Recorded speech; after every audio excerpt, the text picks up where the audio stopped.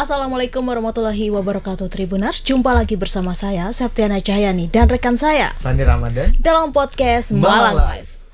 Podcast kali ini kita akan membahas tentang peran PLUT KUMKM atau Pusat Layanan Usaha Terpadu Koperasi Usaha Mikro Kecil Menengah dalam membantu meningkatkan kesejahteraan UMKM di Kota Batu di era digital. Bersama narasumber Bapak Yosi Hendrawan Saraswanto ST selaku pengelola PLUT KUMKM Kota Batu. Assalamualaikum warahmatullahi wabarakatuh Pak Yosi. Waalaikumsalam, selamat siang.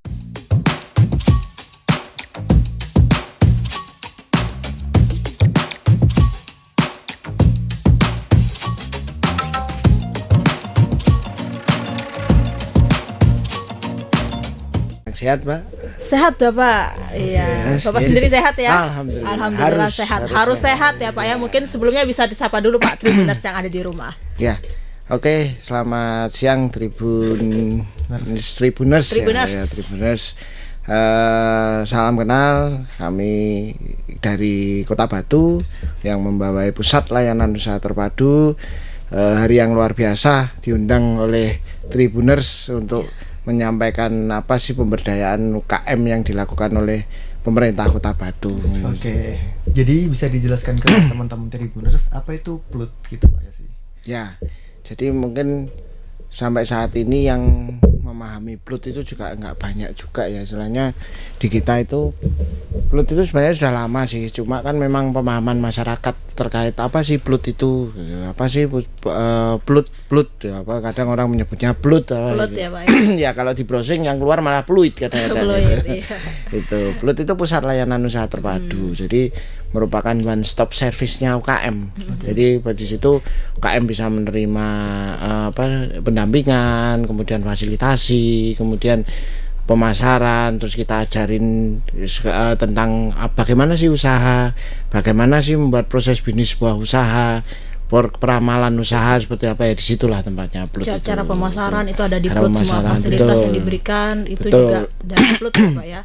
Yes, kan kita tidak bekerja sendiri. Jadi di situ ada peran masyarakat. Dalam hal ini adalah pelaku usaha yang sudah expert. Jadi pelaku usaha yang sudah menjalankan usaha puluhan tahun, dia sudah tahu jatuh bangunnya usaha. Karena kalau dibilang usaha itu, kalau dibilang 2 tahun, saya pengen usaha nih, jangan harap 2 tahun itu bisa berdiri, ya istilahnya berdiri tegak. Usaha itu pasti ada jatuh bangunnya seperti itu. Nah itu yang kita butuh orang-orang atau mentor-mentor yang sudah mengalami sandungan-sandungan itu gitu loh, untuk mengajarin teman-teman. Sudah mengalami jatuh bangun dalam membangun bisnis itu yang digandeng oleh PLUT ya Pak ya. Ya.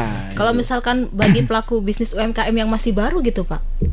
Itu penumbuhan wirausaha baru yang sekarang kita lakukan. Jadi kita merubah konsep yang tetap ya tidak meninggalkan UKM yang lama yang sudah expert itu, malah kita ajarin bagaimana dia bisa membantu wirausaha yang baru gitu loh, untuk misalnya jadi plasma dan segala macam. Nah, kalau untuk yang wirausaha baru itu malah sekarang konsep kita ke arahnya sana. Jadi penumbuhan wirausaha baru itu saat ini biar berorang mindset, karena kita juga punya ada program ya, nanti kita jelaskan setelah kita bahas tentang PLUT ini. Jadi itu yang kita sasar adalah anak-anak milenial, karena mereka memang punya inovasi, kreatif dan segala macam. Nah, jadi Pusat Layanan Usaha Terpadu ini tidak monoton hanya mengurusi usaha-usaha yang sudah ekspor, sudah jalan, mengurusi pasarnya seperti apa, tapi kita juga penumbuhan wirausaha baru dari nol. Dia nggak punya mindset bisnis apapun, kita tarik, istilahnya kita brainwash lah. Itu bagaimana sih basic mentality-nya kita masukin, apa istilahnya kita kasih pencerahan seperti gini loh usaha. Seperti ini loh kalau jadi pegawai.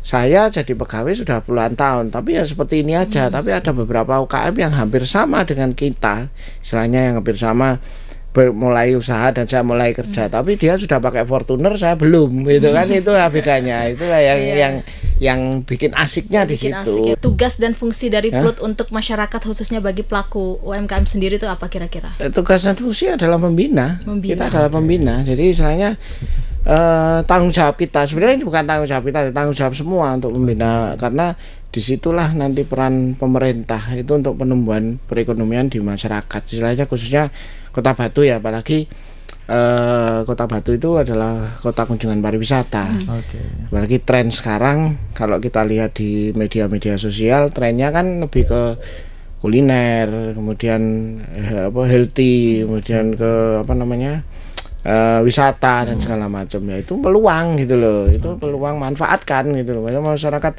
Batu jangan hanya terus ya nggak Batu aja ya, karena kadang-kadang kita terlenanya kan kita jadi kota kunjungan wisata, kotanya besar dan segala macam, ternyata di situ, tapi di situ ada peluang-peluang yang harus kita bidik gitu loh. Itu hal-hal itu yang kita berikan pemahaman ke masyarakat gitu. Oke, mungkin bisa dijelaskan kepada Tribuners program apa aja sih yang ada di PLUT ini bagi tumbuh kembangnya UMKM? Sebenarnya banyak. Kita sekarang sudah merubah konsep. PLUT itu kan berdiri tahun 2013. Oke. Dulu awal konsep PLUT ini kita bikin namanya klinik bisnis UMKM. Klinik bisnis. Klinik bisnis, karena saya berpikir gini, gimana sih cara nyembuhin pelaku usaha yang sakit, istilahnya yang sakit dalam hal sakit baru merangkak dan segala macam. Akhirnya bikin klinik bisnis, dan itu terbaca oleh di pusat Kementerian Koperasi UKM waktu itu ada program namanya Pusat Layanan Usaha Terpadu UMKM. Akhirnya kita bikin proposal dan alhamdulillah kita ada 5 PLUT pertama di Indonesia waktu itu. Dan sekarang ada kurang lebih 100 lah PLUT di Indonesia. Nah, setelah itu kita berjalan, kita dibantu oleh 5 pelaku usaha yang jadi konsultan kami, yang di-hire oleh pemerintah daerah. Itu macam-macam. Jadi misalkan gini, ada konsultan bidang produksi. Misalkan ada itu untuk menyelesaikan permasalahan UKM terkait dengan produksi mereka, dalam arti kayak bagaimana sih penambahan produk-produk tambahan seperti zat-zat kimia kayak pengawet dan segala macam. Terus bagaimana dengan model nanti perusahaannya itu meskipun dia skalanya mikro ya, tapi kalau kita usahanya bentuk secara GMP, Good Manufacturing Practice, jadi secara model pabrik yang besar itu kan akan bagus, akan terjaga produktivitasnya. Itu ada, kita punya. Kemudian ada lagi konsultan di bidang kelembagaan. Kelembagaan ada. Kemudian ada lagi di bidang SDM. Jadi untuk menangani SDM, karena nyen sewu ya, kalau di UKM apalagi mikro biasanya kadang-kadang SDM-nya kan dilakukan sendiri. Kalau nggak gitu diambil SDM yang mungkin lulusan-lulusan yang masih yang di situ ada nganggur, anak yang di sekeliling itu yang dijadikan SDM-nya. Itu yang kita ada, karena ada salah satu konsultan yang istilahnya mengerti tentang SDM itu yang nanti membina. Kemudian kelembagaan, SDM, keuangan juga mulai dari nanti cash flow-nya seperti apa, penentuan HPP-nya seperti apa. Kadang-kadang UKM itu kan lucu ya. Kebetulan saya itu sebelum masuk jadi ASN kan dulu lama di marketing, lama di perbankan. Itu hampir 9 tahun saya di perbankan. Kemudian teman-teman UKM itu kayak istilahnya kayak gini. Dia kan catatan nombok lah saya kalau lihat. Kalau dulu saya suka keliling pasar itu, istilahnya saya beli berapa, kulaan berapa, jualnya sekian, untungnya sekian, sudah selesai. Tapi dia pasti akan dengan jangka waktu yang lama mesti kok nggak dapat untungnya, saya untungnya segini. Nah, itu karena apa kesalahannya di HPP-nya. Istilahnya gini, kayak mereka kita tanya ke UKM-nya, Bu, kalau ada orang beli, kalau ada tamu lah, istilahnya tamu temen, kan jenengan kasih produk itu, ini loh dibawa untuk oleh-oleh dan segala macam, kan nggak beli lah, itu kan harusnya dimasukkan ke biaya promosi. Nah, kesalahan UKM itu kadang-kadang bukan kesalahan sih, kebiasaan UKM itu kan nggak memasukkan. Akhirnya berpikir iya ya Pak ya, saya mesti nggak berpikir sejauh itu lah. Itu yang kita bikinkan rumusnya. Jadi nanti ada misalkan dia kirim menggunakan motornya sendiri, itu ada bensinnya berapa, jaraknya berapa, itu ada hitungannya. Nah, itu yang kita bantu untuk UKM. Nanti ketemu harus jual berapa sih produk ini, ya ketemu seperti itu. Berarti dihitung semua ya Pak ya? Iya, ada item-item yang harus kita masukkan gitu loh.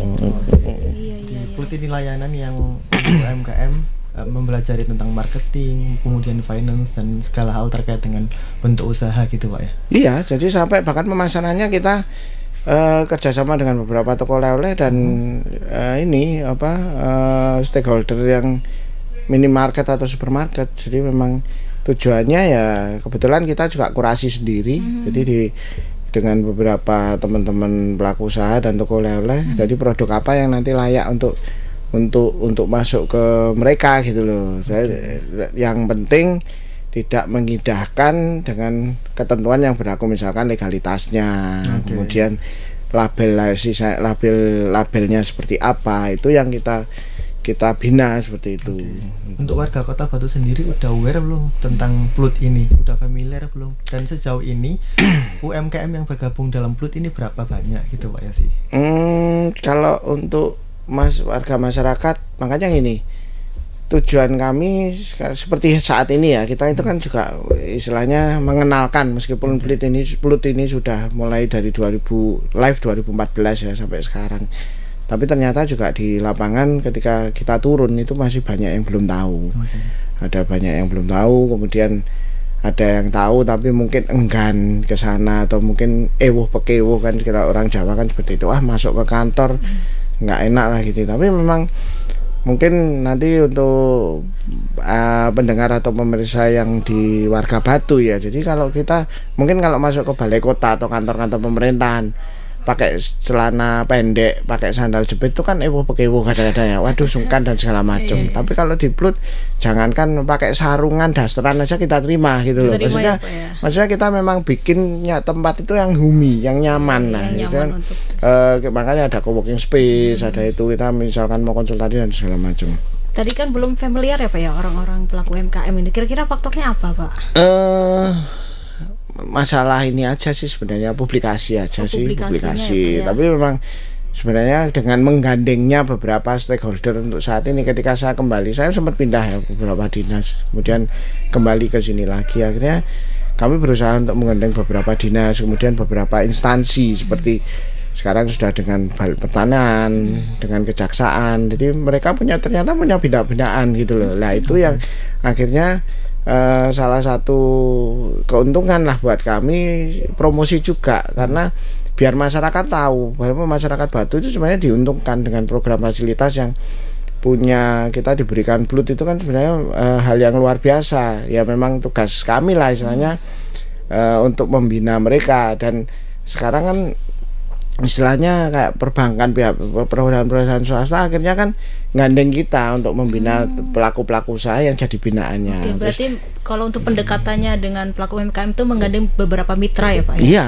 harus itu. Dan kebetulan kami juga ada stakeholder yang sampai saat ini sudah 2 tahun ini berjalan. Jadi saya dengan PT Astra itu di unit traktor itu membina pelaku usaha yang terdampak bencana di lereng Gunung Arjuna waktu itu. Nah itu kalau PT Astra itu kan yang membina lahannya, tetapi setelah itu mau diapakan produknya dan segala macam itu kan istilahnya kayak memang harus menggandeng beberapa pihak gitu loh. Akhirnya menggandenglah kita, dan ini sudah berjalan tahun kedua. Kemudian kemarin dengan teman-teman BPN itu juga gitu. Jadi sertifikat tanah yang untuk pelaku usaha itu kita istilahnya kita bantu, kita ini sampai ke pasarnya gitu loh. Sampai ke pasar. Ya? Jadi memang dari awal, dari nol dia punya istilahnya punya gambaran usaha, atau kalau enggak di situ misalnya kayak Pak, saya itu di tempat ini banyak wortel istilahnya, lah itu bagaimana mengolahnya dan segala macam. Lah itu yang kita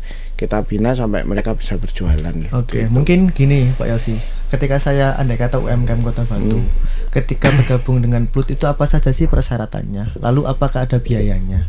Terus kemudian ketika saya sudah bergabung dalam PLUT, apa yang saya dapat? Mungkin seperti itu sih. Oh ya, jadi memang gini, orang kadang-kadang kalau kita lembaga pemerintahan kan nggak mungkin ya, nggak boleh lah istilahnya narik. Kita bukan bisnis, tapi kita memang murni untuk pemberdayaan masyarakat. Misalkan masyarakat, ada beberapa kasus itu kemarin anak-anak muda dia itu masuk ke situ pengen usaha dan segala macam, nggak ada syarat apa-apa, silakan datang aja.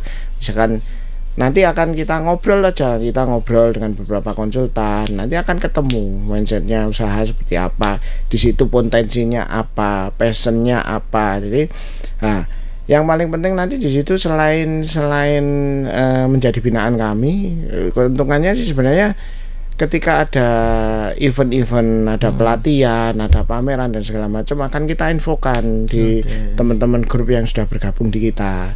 Kemudian kita infokan. Kemudian ada lagi salah satu layanan kami yang namanya rumah kemasan. Jadi misalkan Pak, saya bikin ini nih, bikin produk, tapi logonya seperti apa ya Pak ya. Lah itu kita bantu, dan itu desain juga adalah gratis itu. Dan itu desain gratis. Kemudian kita kasih stimulan, kita misalkan kalau untuk cetakan karton atau stiker kita berikan gratis untuk beberapa, memang nggak bisa banyak karena itu hanya untuk stimulan aja, karena mereka kalau UKM kalau bikin nyetak itu kan ada minimalnya di percetakan. Nah, itu kasihan, memberatkan oleh mereka. Tetapi kita beri, dan itu nanti akan setelah itu selesai kita beri akan kita istilahnya kita konekkan ke beberapa percetakan yang sudah kerjasama dengan kami. Istilahnya ini loh, bantu ini UKM juga seperti ini dan segala macam lah.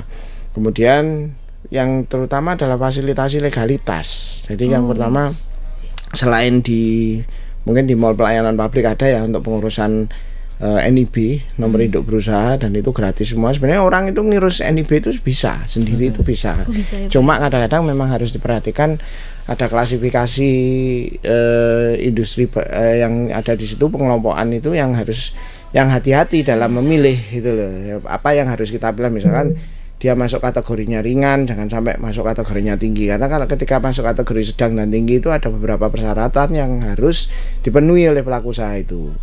Kemudian kita bantulah untuk NIB itu, NIB nomor induk berusaha namanya. Tapi perlu diingat, NIB itu bukan salah satu legalitas ya, tapi adalah salah satu syarat untuk memenuhi legalitas selanjutnya.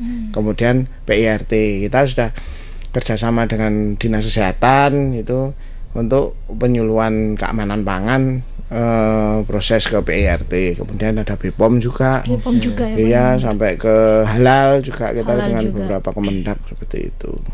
Oke, nah kalau untuk penyandang disabilitas nih Pak, gimana Plut menggandeng para pelaku UMKM disabilitas ini? Kebetulan di kita juga ada salah satu teman itu sebagai kepala sekolah di SLB. Jadi ada salah satu sekolah luar biasa yang namanya Eka Mandiri. Eka Mandiri itu salah satu kepala sekolahnya tergabung dengan tim komite ekonomi kreatif juga bareng dengan kita. Nah, produknya bagus-bagus. Apa aja Pak kira-kira produknya? Ada kain, ada fashion, ada bahkan makanan minuman. Kemarin dia mengolah keripik bayam, yang bayam dari mana itu enak, dan itu bikin mineral water itu infus water yang dikemas itu dan segala macam. Produknya macam-macam. Dan beberapa binaan mereka yang anak-anak disabilitas itu sudah disalurkan untuk bekerja di beberapa percetakan, di beberapa rumah makan dan segala macam. Bahkan ada murid mereka itu ada yang jadi di pemerintahan juga, ada yang kerja di pemerintahan juga ada. Jadi memang kita bantu, istilahnya bantu di pemasarannya, kemudian kita ikut-ikutan pameran, kemudian kita pasarnya kita bantu sampai kemarin terakhir kita masukkan ke ini belanja katalog lokal kayak di e-katalog itu. Jadi pemerintah kan belanjanya harus melalui e-katalog nih. Nah, itu kita bantu untuk memasarkan di situ, dan produknya bagus-bagus. Oke, berarti Plut ini membantu dari awal proses sampai akhir ya Pak ya? Itu. Jadi gini Pak Yosi, ketika di Plut ini kan membina hanya untuk UMKM ya. Bagaimana orang yang mau belajar tentang usaha? Apakah dibina, ada tes minat bakatnya, dia cocok kemana, lalu dibimbing sampai dengan punya produk, atau seperti apa Pak Yosi? Gini, kebetulan di kami ada program namanya tadi belum saya ceritakan ya, ini kita ceritakan, ada program namanya Kubisma. Kenapa kita ngambil nama Kubisma? Sebenarnya awalnya dari Kubis sih, program Kubis, kunci bisnis. Karena kita ambil nama Kubis itu filosofinya tanaman kubis, sayur kubis itu kan dia tahan terhadap beberapa cuaca. Makanya terus akhirnya kita ambil singkatannya adalah kunci bisnis. Program yang terbaru kami adalah Kubisma, jadi kunci bisnis SMA, SMK mahasiswa. Jadi penumbuhan wirausaha di kalangan entrepreneur lah. Jadi anak-anak itu lebih kreatif sebenarnya, lebih bisa mencari peluang dan lebih bisa menciptakan suatu hal yang unik gitu. Ya itu yang yang kadang-kadang tidak dipunyai oleh sepantaran kita lah istilahnya. Saya yang usia segini kadang-kadang kita nggak ya.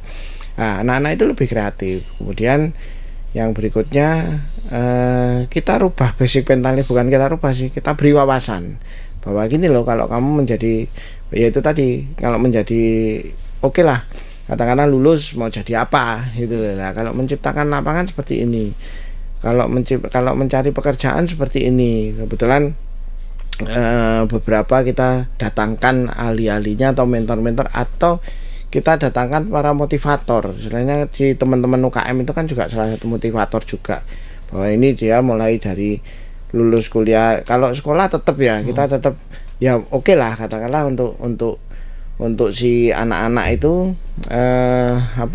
sekolah itu, pendidikan itu penting ya, jangan sampai terus nanti sudah keasikan kerja terus akhirnya nggak diteruskan sekolahnya, nggak seperti itu, tapi sekolah tetap.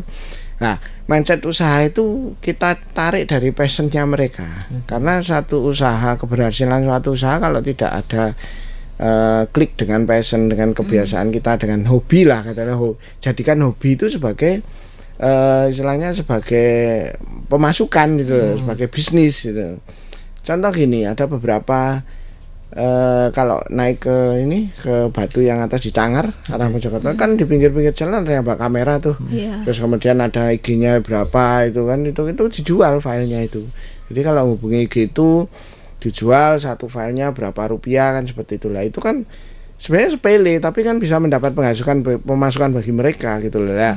Hal-hal itu dari passion mereka, dari hobi mereka, bagaimana hobi mereka itu bisa diciptakan untuk menjadi wirausaha lah. Nantinya setelah dia sudah punya mindset usaha, baru kita bantu mulai awal dari proses bikin istilahnya proposal usaha itu seperti apa, bisnis seperti apa, dalam arti saya nanti dalam ini saya investasi di usaha ini, katakanlah harus seperti ini, nanti di tahun ini harus seperti ini. Itu memang harus ada gitu loh. Itu meskipun itu sepele sebenarnya. Kalau orang usaha, kalau orang berpikir usaha aku bakat, aku dari turunan orang tua, istilahnya dari istilahnya warisannya orang tua, punya usaha ini dijalankan, tapi nggak sesimpel itu. Kalau kita nggak mengerti tentang bisnis, nggak mengerti tentang usaha, ya kan nggak akan jalan juga seperti itu. Tapi kalau masih bingung tentang passionnya itu, kira-kira bisa diarahkan nggak sih Pak?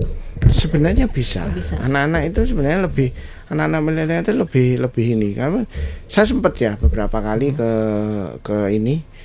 ke mana, masuk ke sekolahan-sekolahan itu. Terus kemudian ada salah satu anak itu, ternyata dia itu memang hobi, seneng buat kayak kue, buat puding dan segala macam. Nah itu sebenarnya kan passion mereka kan ada di situ gitu loh. Nah itu kenapa nggak kamu kembangkan gitu. Terus ada lagi yang passionnya istilahnya yang itu senengannya bikin main game aja sekarang kan bisa menghasilkan game, gitu ya itu. Ditandingkan kan game-nya kan Pak juga. Itu ya. Jiwa kompetitif itu yang harus kita tanamkan ke teman-teman milenial. Kalau Mas Fani passionnya apa nih kira-kira? Menulis.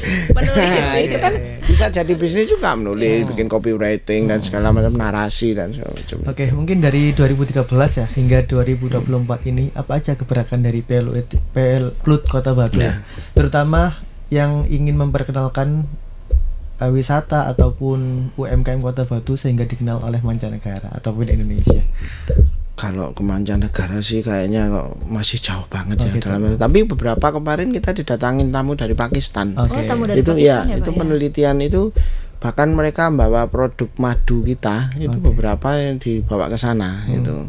Tapi ya kalau itu sih masih ya pengennya ke arah sana pastilah. Kita siapa sih yang nggak pengen dikenal oleh mancanegara. Tapi istilahnya kalau hal seperti itu kita sekarang konsepnya, kalau dulu kan lebih ke PLUT ini berjalan pendampingan seperti biasa, pelatihan seperti biasa ya. Kita ngelatih, ngajarin UKM, kemudian berikan motivasi dan segala macam. Kalau sekarang konsepnya kita konsep networking. Jadi kita sudah menggunakan konsep Exahelik. Jadi Exahelik ada 6 stakeholder yang kita gandeng. Itu ada kita sendiri, pemerintahan, beberapa instansi OPD dan segala macam. Kemudian ada ekonomi kreatif dari komite ekonomi kreatif. Kemudian ada ada dari stakeholder swasta, perbankan, media massa, ya kayak seperti ini kan salah satu. Makanya kemarin Mas Fani ke kantor ngajak ini nih, ayo kita podcast. Oke, saya istilahnya seneng dengan ini karena kita ada jaringan baru untuk media massa gitu loh. Lah itu ya dengan konsep Beksahelika itulah kita sekarang konsepnya kita rubah menjadi konsep untuk menghadapi apa ya, kalau sekarang industri 4.0 ya istilahnya sudah digitalisasi gitu loh. Nah, itu yang konsepnya yang tadinya hanya konvensional, kita hanya melakukan pameran dan segala macam, tapi sekarang konsepnya adalah networking, jaringan. Dan ternyata dari situ juga ada satu hal yang menarik bahwa modal itu sekarang bukan segalanya gitu loh, tapi sekarang yang segalanya adalah jaringan. Ketika sesama network kita sudah ada trust, itu kan kita lebih mudah untuk memasarkan produk ya. Itu makanya dari situ konsepnya kita rubah menjadi networking. Kemudian istilahnya kita beri masukan ke beberapa perusahaan swasta bahwa konsep mereka itu kan, kalau perusahaan swasta itu kan pasti bersaing ya, ya, tapi kan dengan misi yang sama, dengan kita gandeng untuk pemberdayaan UKM dan segala macam, harus konsep bersanding. Makanya bersaing dan bersanding itu yang juga kita terapkan di Plut itu. Oke, dan gimana sih Pak Plut KUMKM ini memanfaatkan kemajuan teknologi dalam memasarkan produk lewat digital? Ya, itu tadi memang sekarang apa-apa serba digital ya. Jadi paling enggak ya, meskipun kita baru mulai juga karena waktu kemarin sempat enggak tertangani ya, kita mulai melalui pemasarannya kita ajarkan melalui media sosial dulu ya, WA ya, yang kecil-kecil lah, WA, bikin WA bisnis, ya kan, itu ada IG. Nah, kita beri wawasan IG, jadi harus ada pemisahan antara IG pribadi sama IG yang untuk bisnis kan gitu ya. Kita ajarin lah seperti itu. Kemudian ada lagi melalui YouTube, gitu, bikin TikTok ya. Sekarang kan yang lebih ini kan TikTok ya, lebih live di TikTok dan segala macam lah. Kendalanya memang hal-hal seperti itu kan yang sempat saya ceritakan ya. Sempat saya ini beberapa kali juga kita dapat fasilitasi atau dapat bantuan dari akademisi. Jadi hal-hal untuk di media sosial meskipun live dan segala macam itu kan harus ini juga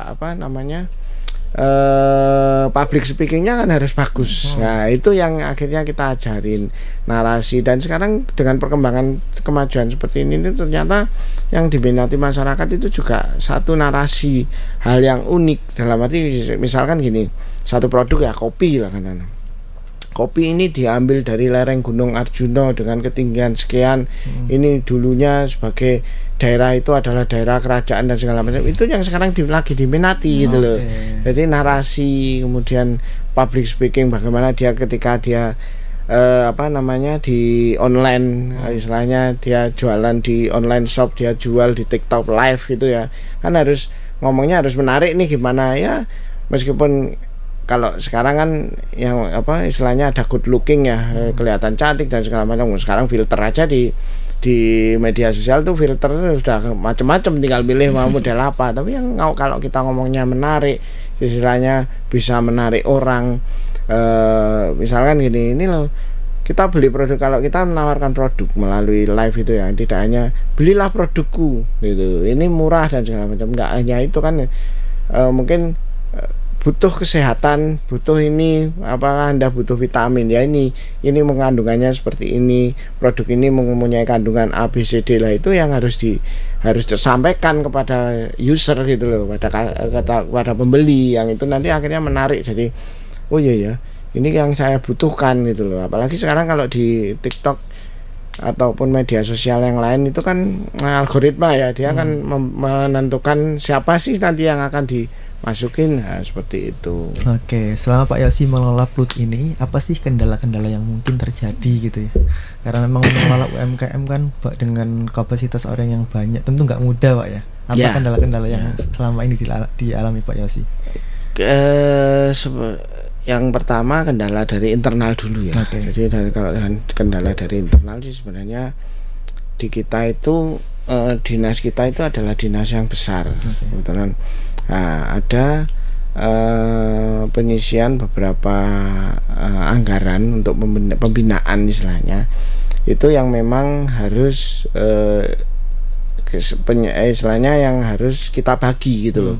Di kita juga ada dinas pasar juga, PT pasar juga yang membutuhkan anggaran yang gede gitu loh. Tetapi itu sebenarnya sudah bisa teratasi. Istilahnya kita berkolaborasi dengan beberapa teman-teman. Jadi misalkan kayak sekarang ada sekolah pasar yang nantinya tujuannya kan sama. Jadi sekolah pasar itu kan orang-orang pedagang itu kan juga UMKM gitu loh. Mereka juga punya produk dan segala macam. Sebenarnya sama-sama aja sih. Kendala internalnya ya paling dari situ aja sih, dari antara, terus mungkin ada perizinan itu kadang-kadang di hal-hal kan sekarang semua online ya, semua online, lemot, kadang susah, kadang error dan sebagainya, itu masih terjadi gitu loh. Karena kita nggak tahu ya, mungkin di server di pusat itu kecil atau seperti apa. Mungkin kalau namanya kecil kan, pintunya kecil, yang masuk orang banyak kan mesti ya susah kan ya, itu sering terjadi ya. Kadang-kadang orang ngurus NIB, Pak nggak bisa, teman-teman tanya, Pak ini NIB-nya nggak bisa, harus nunggu. Dan itu kan kadang-kadang kita sendiri memberikan pelayanan, kadang-kadang UKM wirawiri itu juga kasihan juga itu loh. Itu hal-hal itu ya. Kalau dari eksternalnya adalah mindset, mindset pelaku usaha itu yang sampai saat ini kita pola lah, kita bina bagaimana sih mindset pelaku usaha ini biar tidak konvensional terus gitu loh. Biar bermindset bahwa usahanya itu mikro terus gitu. Tapi bagaimana caranya dia bisa mengembangkan. Lah itu yang agak susah memang itu. Karena kembali lagi ke mindset itu, masyarakat dengan segitu banyaknya, kita sendiri aja dengan beberapa teman lah, kita punya teman lingkungan, ada teman 5 itu pemikirannya sudah beda-beda kadang itu. Nah, itu yang ya memang harus ini intensif ya, harus kita terus ini kita ajak, kita beri wawasan dan segala macam. Ya, itu yang kita lakukan sampai sekarang gitu. Oke. Mungkin gini Pak Yosi, jadi UMKM yang Bapak Yosi bina kan ada banyak tuh ya. Dari UMKM itu apakah ada UMKM yang memiliki mungkin sukses, bisa dikatakan sukses ya, baik itu dari segi pendapatan ataupun jumlah karyawannya? Ada, malah kebanyakan yang UKM sukses itu adalah UKM yang pemberdayaan dari lingkungan sekitarnya ya. Contoh ada salah satu produk sehari apel ya, itu juga salah satu konsultan kami, itu memberdayakan masyarakat di sekitarnya. Dan kebanyakan pegawainya adalah ibu-ibu di rumah tangga yang ada di sekitarnya. Kemudian ada yang kemarin barusan juara UKM berprestasi Jawa Timur, itu ada di Bumi Haji, itu dia itu mulai dari hulu hilir, bahkan dia sekarang menjadi petani milenial ya, istilahnya startup, salah satu startup yang di bidang pertanian. Beliau itu memberdayakan usahanya mulai dari nol ya, istilahnya dari dia menanam sebuah tumbuhan buah-buahan sampai dia bisa menciptakan sebuah produk, dan itu produknya juga sudah masuk ke beberapa toko oleh-oleh di Malang Raya juga gitu loh. Bahkan di luar Malang juga sudah banyak. Kemudian ada beberapa yang juga sempat ekspor itu. Tetapi kan di kita ini ekspor itu kendalanya produk kita itu kan agribisnis ya, lebih ke buah sayur. Kadang-kadang sustainable-nya pelaku usaha itu tidak bisa konsisten. Dalam arti kalau misalkan gini, negara A dia membutuhkan keripik buah nangka katakanlah, itu kan musiman. Keripik buah apel katakanlah, itu musiman. Itu yang nggak bisa terpenuhi. Kadang-kadang minta 1 ton tiap tahun atau tiap bulan 1 ton. Nah itu biasanya nggak sustain. Karena apa? Bahan bakunya, kendalanya di situ. Karena bahan baku kita kan lebih, kalau buah sayur kan lebih ke misalnya ini ya musiman ya itu. Tetapi untuk yang bunga, ada beberapa UKM bunga juga sudah ekspor. Terus ada UKM yang aksesoris, yang pot itu, yang sama namanya Mbak itu kokedama, itu juga ekspor juga ya. Hal-hal itu menjadi istilahnya ya, kita harapkan semua UKM nanti arahnya ke ekspor juga. Nah, ini yang kita garap sekarang, yang lagi kita garap dengan kita gandeng berbagai stakeholder itu adalah kopi. Karena ternyata setelah kemarin kita FGD dengan kementerian, itu di Batu itu ternyata penghasil kopi yang lumayan gitu loh. Bahkan Mojokerto, tetangga-tetangga kita ya kayak Mojokerto, terus beberapa di daerah-daerah Surabaya dan segala macam ngambil kopi dari kami, dari istilahnya dari lerengnya Gunung Arjuna yang masuk di Batu gitu loh. Nah, itu yang kita kembangkan. Nah, tapi ya tetap aja kalau kita memenuhi, jangankan pasar internasional ya, pasar lokal aja kalau untuk produk kopi sudah habis. Karena ya trennya sekarang kan anak-anak muda senengnya ngopi gitu kan itu ya beberapa banyak sih sebenarnya, cuma ya memang ada kendala karena bahan baku sih sebenarnya. Berarti kendalanya bahan baku ya Pak? Betul, jadi bahan baku aja. Bahan baku. Kalau kendalanya memang bahan baku karena di kita agro kecuali kalau untuk ya beberapa kemarin produk kria juga aksesoris lah, utamanya aksesoris itu juga beberapa pernah ekspor, tapi ekspornya ya dibawa oleh diaspora kita yang ada di sana, itu bukan ekspor yang kapasitas besar itu enggak, tapi sebenarnya produk-produk kita sudah banyak sih masuk ke luar itu, cuma ya itu tadi kalau istilahnya kita ekspornya ekspor tentengan, jadi ekspor yang enggak kapasitas gede itu enggak. Itu dari pihak ketiga bukan Pak? Ada beberapa yang pakai pihak ketiga, ada beberapa kayak misalkan kemarin ada produk industri olahan buah sayur itu dia diekspor ke 5 negara itu melalui pihak ketiga ada. 5 negara ya Pak ya. Dan untuk ekspornya ini ada kayak gandeng mitra gak sih Pak, mitra instansi tersendiri? Iya, kita gandeng kebetulan kita intent dengan ini bea cukai. Jadi bea cukai itu punya klinik ekspor. Nah, kita intens di situ, ada grup juga yang jadi satu dengan beliaunya, dengan teman-teman di bea cukai itu. Bulan kemarin Pak Kepala Dinas juga sudah intens dengan Kanwil ya, dengan Kanwil bea cukai untuk menangani ekspor di daerah itu. Oh seperti itu. Oke. Pak Yasi, bisa dijelaskan apa itu Sidaku Pak? Oh iya, Sidaku tadi belum ini ya. Jadi kita punya itu Sidaku ya. Sidaku itu merupakan sistem informasi sebenarnya. Oke. Jadi memang awalnya kita bikin itu karena permasalahan data di kita yang masih yang saya carut marut lah, dalam arti kita susah untuk memetakan, kemudian kita nggak punya salah satu sistem informasi yang kita pengennya kan satu informasi itu sebuah sistem yang mempunyai di situ ada data UKM yang ada titiknya, ada di sini di Sidaku ini bisa by map ya, by geospasial, misalkan di pelaku usaha A itu titiknya di mana. Nah nantinya kedepannya memang kita pengennya bahwa sistem ini bisa mengetahui berapa komoditasnya dan segala macam. Tujuannya nanti untuk B2B kan, dengan misalkan ada satu perusahaan besar yang mencari sebuah bahan baku dan segala macam. Sidaku ini sebenarnya diambil dulu itu kita dapat itu dibuatkan oleh Universitas Brawijaya. Jadi salah satu mitra akademisi kami itu membuatkan sebuah sistem namanya Sidaku ini itu untuk yaitu tadi mempermudah akses data, mempermudah informasi yang nantinya bisa dimanfaatkan oleh baik masyarakat ataupun di kami sendiri. Tapi sebenarnya Sidaku ini masih penyempurnaan ya, istilahnya belum. Tapi sudah kita pakai, itu di Play Store ada, di web juga ada, di plutbatukota.go.id. Itu ya nantinya emang kita punya mimpi bahwa sistem itu nanti bisa mengakomodir data UMKM, kemudian data produk-produk unggulan dan segala macam. Sebenarnya dari Universitas Brawijaya itu tidak hanya itu sih, kita dapat ada salah satu mesin freeze dry. Jadi kalau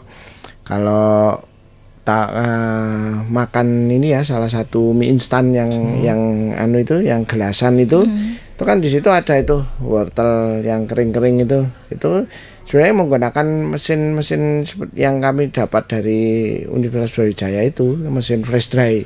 Itu namanya, jadi dia itu mengolah buah sayur, mengeringkan buah sayur ya, pengeringan itu bisa jadi keripik, bisa jadi kering tanpa adanya minyak dan segala macam, dan itu tidak mengurangi kadar nutrisi yang ada di buah sayur itu.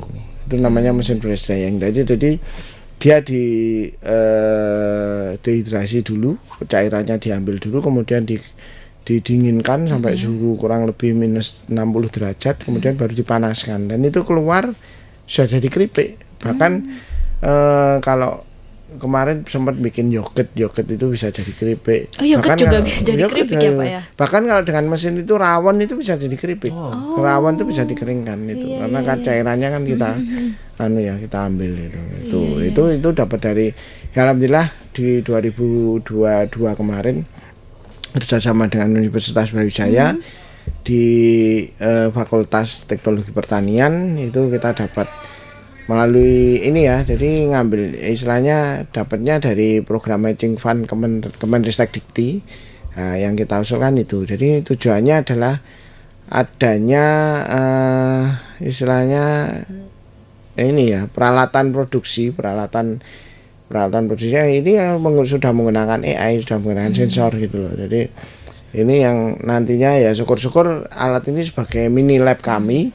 Dan nanti ada istilahnya ada perusahaan apa atau bahkan ada anak-anak mahasiswa itu bisa menciptakan alat itu ya, tujuannya ada salah satu produk yang memang varian produk baru yang itu bisa dimanfaatkan oleh masyarakat, dan itu juga beberapa kali juga sudah dimanfaatkan oleh beberapa UKM kami, dan itu juga tidak berbayar, gratis juga untuk trial. Jadi misalkan saya mau bikin keripik pepaya nih, dari pepaya diirisin dimasukin situ tanpa ditambahin bahan apapun, keluar sudah jadi keripik. Cuma prosesnya memang lama ya. Prosesnya lama 23 jam. 23 jam ya Pak ya. Berarti hampir sehari. Hampir sehari kan ya Pak ya. Ada beberapa salah satu perusahaan besar itu di daerah di Tuban itu, perusahaan besar yang memang dia mempunyai alat itu. Jadi ada UKM kita yang setelah nyoba di kami itu kerjasama dengan perusahaan tersebut. Jadi produk-produk buah segar itu dikirim ke mereka. Jadi nanti keluar balik ke sini lagi sudah berupa keripik, dan itu sudah ekspor.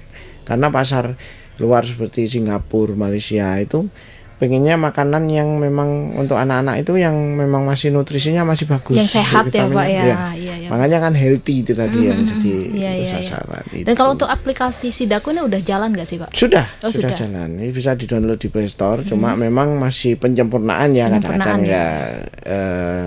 kadang nggak aktif, tapi memang ini masih proses. Jadi yang kita masukkan sudah hampir 1000 data lah, 1000 data lebih yang kita masukkan, karena memang ada field yang kita masukkan kadang-kadang nggak bisa masuk dan segala macam, kadang terjadi. Kemarin terdampak yang kemarin ada beberapa software yang ini ya kena malware itu juga ikut terdampak juga, tapi ini sudah selesai. Teman-teman kebetulan kita juga kerjasama dengan teman di Dinas Kominfo, itu untuk server dan segala macamnya di mereka, biar lebih mudah lah untuk koordinasinya. Dan untuk harapan Bapak terhadap UMKM di Kota Batu sendiri itu seperti apa kira-kira? Kalau saya sih sebenarnya kembali lagi ke ini ya, istilahnya UKM itu kembali lagi ke individu masing-masing. Tapi di pemerintah Kota Batu itu pasti akan selalu, istilahnya kita pemerintah ya, kita kepanjangan tangan dari pemerintah pusat, pemerintah provinsi itu ke Batu ya. Paling enggak ada produk-produk unggulan yang punya daerah yang akan terus sustain, dalam arti memperkenalkan bisa memperkenalkan daerah kita bahwa Batu itu punya ini loh, punya kekasan ini, kayak seperti di daerah-daerah yang lain lah yang punya kekasan. Nah kita bisa punya kekasan, kemudian peluang itu dimanfaatkan gitu loh. Dimanfaatkan oleh warga kita sendiri, orang Batu sendiri, jangan dimanfaatkan oleh istilahnya oleh orang lain gitu. Karena itu tadi yang saya ceritakan bahwa sekarang yang lagi tren itu kan ada 3 ya. Dari tren itu ada di kuliner, kemudian di healthy, kemudian di wisata lah. Ini 3-tiganya itu di Kota Batu itu ada gitu loh. Kuliner, orang kalau wisata mesti butuh kuliner, ya. Healthy, di kita itu banyak produk-produk buah-buahan segar dan sayuran segar yang itu mendukung untuk orang mau misalkan sayur itu melimpah gitu loh di sana. Orang misalkan untuk mau diet dan segala macam kan makanan sayur dan yang paling penting satu untuk warga masyarakat itu legalitasnya itu paling enggak harus benar-benar dipenuhi, dalam arti mulai dari NIB, nanti kalau untuk produk olahan kering itu ada PIRT, untuk olahan basah daging dan segala macam itu ada namanya BPOM. Kemudian yang paling penting lagi halal itu kalau untuk produk olahan makanan ya itu harus wajib lah halal itu, karena kita juga nggak tahu sih makanan apa yang kita makan ini ya. Nyun sewu kalau untuk yang beragama muslim itu kan juga kita juga milih ya makanan ini produknya dari apa sih. Kalau produk daging itu ini nanti istilahnya penanganannya seperti apa sih itu. Jadi legalitas paling tidak harus terpenuhi. Terus kemudian setelah legalitas itu nanti kendalanya di apa, misalkan di logo atau di apapun kita akan tetap bantu. Jadi selama pemerintah kota, selama Plut ini masih ada, kita ramaikan, kita makan bantu masyarakat, dan nggak menutup kemungkinan kita akan lebih banyak menggandeng stakeholder itu, karena ya, Pak, ya. memang tujuan kita kan sama, pemberdayaan ekonomi lah. Kita tidak akan bisa berjalan sendiri. Dulu sempat Plut ini berjalan sendiri dan segala macam, tetapi sekarang kita tidak bisa, kita harus bergandengan tangan gitu loh. Dengan Kita harus berbagai macam pihak. betul, bergandengan tangan dengan berbagai macam pihak, baik di internal sendiri pemerintah Kota Batu, kita harus menggandeng dengan OPD-OPD yang lain. Jadi kita harus sinergi. Selain itu di luar kita juga harus sinergi gitu loh. Tapi kita tumbuhkanlah trust. Di pelaku usaha juga gitu, di masyarakat kita tumbuhkanlah trust gitu. Kita tumbuhkan kepercayaan bagaimana sih kita maju untuk memajukan perekonomian seperti itu. Oke, baik. Terima kasih Pak Yosi atas waktu dan kesempatannya telah hadir di studio Tribun Jatim Network Malang ini ya Pak ya. Siap, ya, terima kasih Oke, juga. baik Tribuners, sampai di sini dulu perjumpaan saya kali ini. Saya Septiana Cahyani dan rekan saya Fani Ramadan serta Bapak Yosi Indrawan dari pengelola Plut Kota Batu. pamit undur diri dan sampai jumpa kembali lagi dalam podcast Malang Live episode berikutnya. Assalamualaikum warahmatullahi wabarakatuh. Waalaikumsalam. Download Tribun X sekarang, menghadirkan lokal menjadi Indonesia.